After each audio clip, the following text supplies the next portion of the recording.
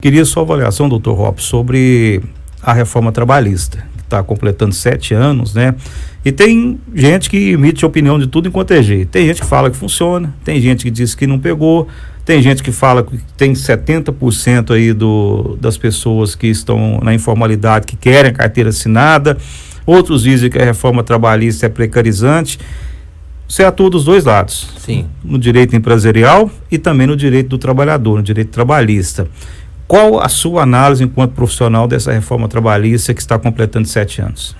Bom, a reforma trabalhista ela trouxe modificações tanto no direito material do trabalho, ou seja, aquela legislação que regulamenta as relações entre a empresa e os seus trabalhadores, e também as questões processuais do trabalho, né?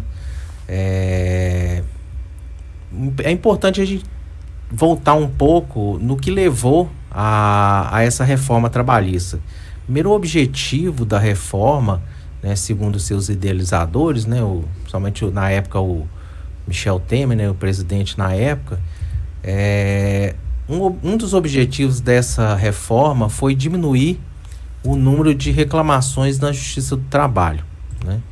E essa pelo menos é uma das críticas que eu sempre fiz em relação a essa reforma trabalhista, porque existiam outras maneiras de você diminuir as reclamações trabalhistas, principalmente quando a gente fala daquelas reclamações que são feitas de forma aventureira, que era muito comum.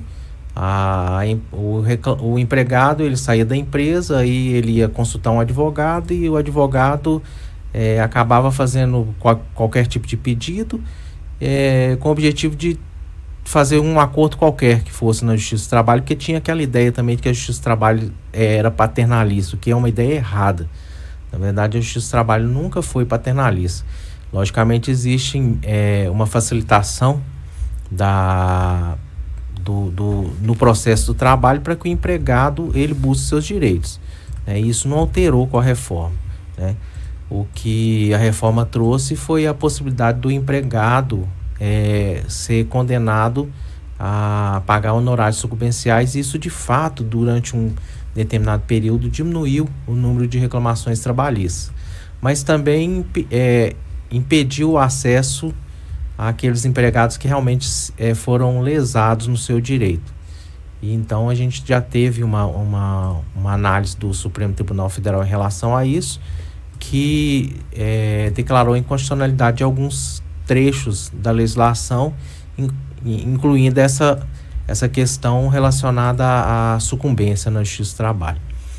Mas de uma forma geral, eu acho que a reforma trabalhista ela foi positiva enquanto teoria, mas na prática a gente sabe que algumas questões não foram